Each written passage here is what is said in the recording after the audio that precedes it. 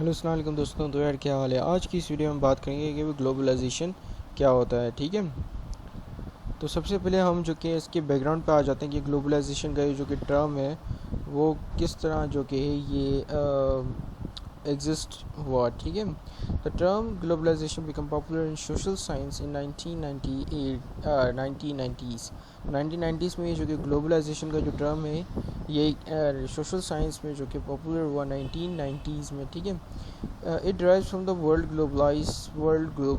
Globalise से ये drive करता है, जिसका मतलब है emergence of an international network of economic system, यानी कि एक इकोनॉमिक सिस्टम का और दूसरे इकोनॉमिक सिस्टम से मर्ज होना आपस में।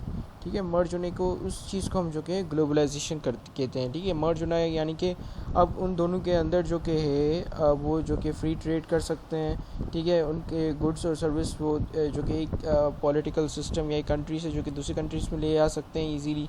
क्योंकि अब क्या होता था, पुराने ज़माने में ये होता था कि वहाँ पर ग्लोबलाइजेशन थी नहीं।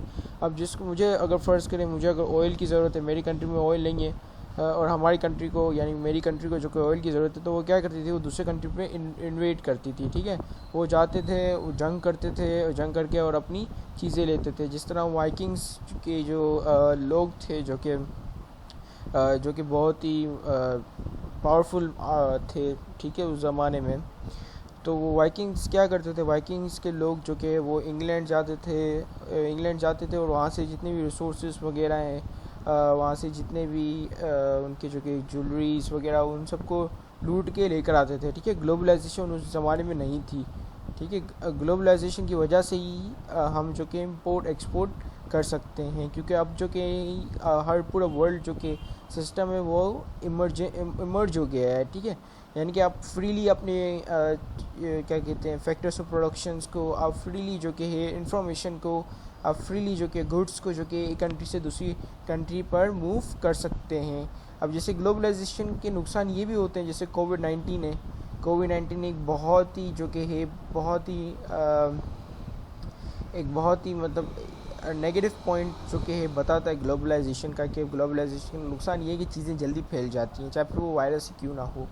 ठीक है, तो कोविड-19 ग्लोबलाइजेशन की वजह से वो चाइना से जो कि वो वायरस है वो यूरोप में फैल गया, यूरोप से फिर वो अमेरिका में फैल गया, अमेरिका से फिर वो क्या कहते हैं पूरे वर्ल्ड में जो कि है वो फैल गया। ठीक है, अमेरिका से तो नहीं लेकिन यूरोप से। ठीक है, तो इस तरह जो ग्लोबलाइजेशन जैसे कि अगर यहाँ से चाइना से फ़्लाइट गई फॉर एग्जांपल यूरोप गई और वहाँ पे कोई ऐसा पेशेंट था कोरोना का, तो वहाँ पे उसने सारा फैला लिया। ठीक है, यानी कि फ्रीली मूवमेंट का जो कि ये जो कि सिस्टम है, इस सिस्टम को हम ग्लोबलाइजेशन कहते हैं। ठीक है,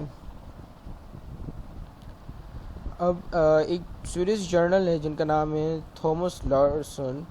उन्होंने जो कि है ग्लोबलाइजेशन को कुछ इस तरह एक्सप्लेन किया है। It is a process of world shrinkage of distances getting shorter and things moving closure.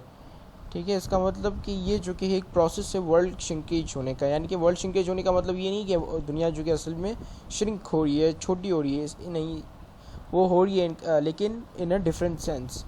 यानी कि लोग जो कि वो करीब आ रहे हैं, लोगों का जो कि आपस में इंटरेक्ट होना बहुत ही आसान हो रहा है। अब जैसे यहाँ पर हम बैठे बैठे फेसबुक से जो कि है अमेरिकन लोगों से जो कि है इंटरेक्ट कर सकते हैं। यहाँ से बैठे बैठे हम जो कि है यूरोपियन कंट्रीज़ के जो कि सिटीजन्स हैं हम उनसे इंटरेक्ट कर सकते हैं। पहले ज़माने में ये नहीं होता था, जब ग्लोबलाइजेशन नहीं थी तो वो लोग जो कि इंटरेक्ट नहीं कर पाते थे। उनको जो कि इंटरेक्ट करने के लिए वहाँ जाना पड़ता था, वो जो कि तीन सौ जो कि है दिनों का सफ़र तय करके उनको साल लग जाते थे, और वो सालों का सफ़र तय करके वो कहीं पे जाते थे, और वहाँ पर कि उनको लैंग्वेज नहीं पता होती थी कि किस लैंग्वेज में जो कि उनको इंटरेक्ट करना है, तो वो जो कि है उनसे इंटरेक्ट नहीं कर पाते थे। ठीक है, तो ग्लोबलाइजेशन अब ये भी है कि हम आसानी से इंटरेक्ट कर पाते हैं। ठीक है, भले हमारी लैंग्वेज कोई और हो, उनकी लैंग्वेज कोई और हो, वहाँ यहाँ पर जो कि इंटरनेशनल लैंग्वेज आ गई जो कि इंग्लिश है, और जिसका इस्तेमाल करते हुए हम जो कि ईज़िली एक दूसरे से इंटरेक्ट कर सकते हैं। ठीक है, तो ये ग्लोबलाइजेशन का एक और फ़ायदा ये भी है, यानी कि एक फ़ायदा ये भी है। और नुकसान ये है कि अगर वायरस की सूरत में कोई ऐसी सूरत में या पेंडेमिक की सूरत में जो कि ये चीज़ें जो कि आसानी से फैल जाती हैं ग्लोबलाइजेशन की वजह से, पेंडेमिक आते ही ग्लोबलाइजेशन की वजह से।